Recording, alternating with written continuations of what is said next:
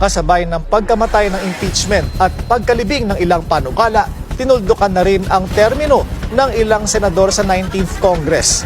Balikan natin ang mga eksena sa huling araw ng sesyon sa Agenda Report ni Hannah T. Madinis silang magdebate sa Senado.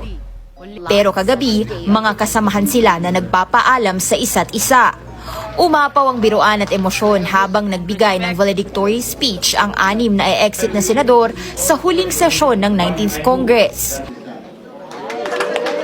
Napasana all na lang si Senator Nancy Binay nang i-introduce ni Senator J.V. Ejercito ang kapatid na si Senator Jinggoy Estrada. At napatawa ang plenary. Sabi ni Nancy, sana all. Sana all. Kilala kasi ang away ni na Senator Binay at ng kapatid na si outgoing Makati Mayor Abby Binay. Tinanong pa niya si Senator Amy Marcos kung inggit din ito. Ikaw, inggit ka ba? Mabilis ang sagot ni Senator Amy. Wala problema sa kapatid. Sa others. Tila patama sa rift nila ng kapatid na si President Bongbong Marcos. Nagbalik tanaw naman si outgoing Senator Cynthia Villar sa kanyang 2 termino. In this chamber, you fondly call me Mama Bear, a simple moniker, but one I took to heart. To be Mama Bear meant being fiercely protective, genuinely caring, and always dependable. Iiwan niya ang Senado pero papalitan siya ni Representative Camille Villar na sasamahan ng kapatid na si Senator Mark Villar. Si Senator Grace Poe nagpasalamat sa taong bayan sa 2 termino.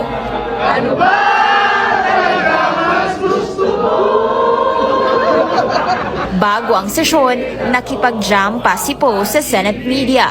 Hindi na siya tumakbo sa anumang pwesto, pero papasok ang anak niyang si Brian Poe Lemanzares sa Kongreso bilang party list representative. Uwi na ako para sa pinakamahal kong papel, ang maging ina at asawa. Si Senator Nancy Binay kinwento ang mga batikos na pinagdaanan.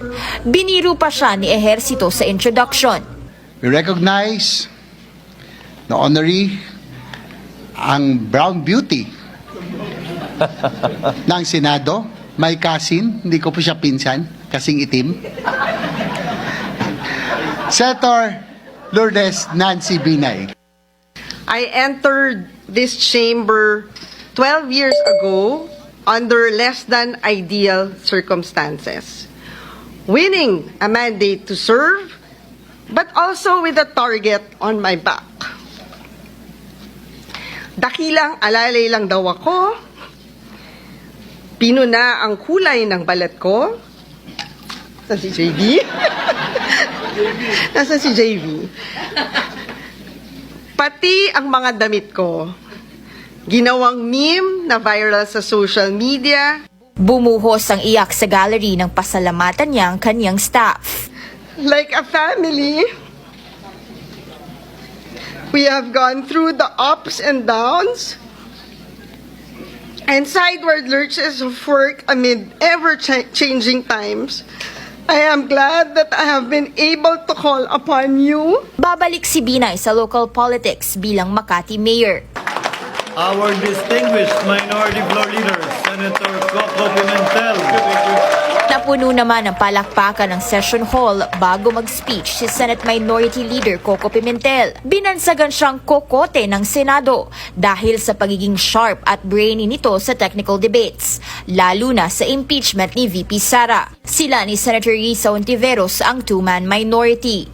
May the laws you pass rescue the poor and helpless and deliver them from the grasp of evil people.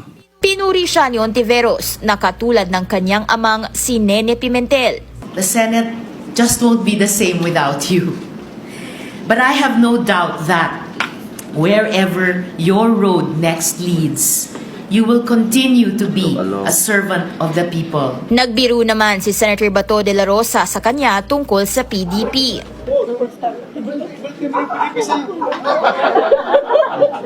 Ito ang tumagal na sigalot sa kanilang partido kung saan nag-split ang PDP sa 2 kampo, ang kina Pimentel at ang mga Duterte.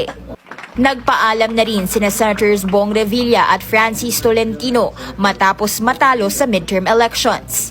At sa pagtatapos ng 19th Congress, Senators paid tribute to the staff, security, aides, janitors at buong COMSEC.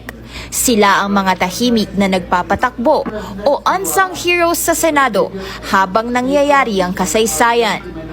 Para sa agenda, Hannah T. Bilyonaryo News Channel.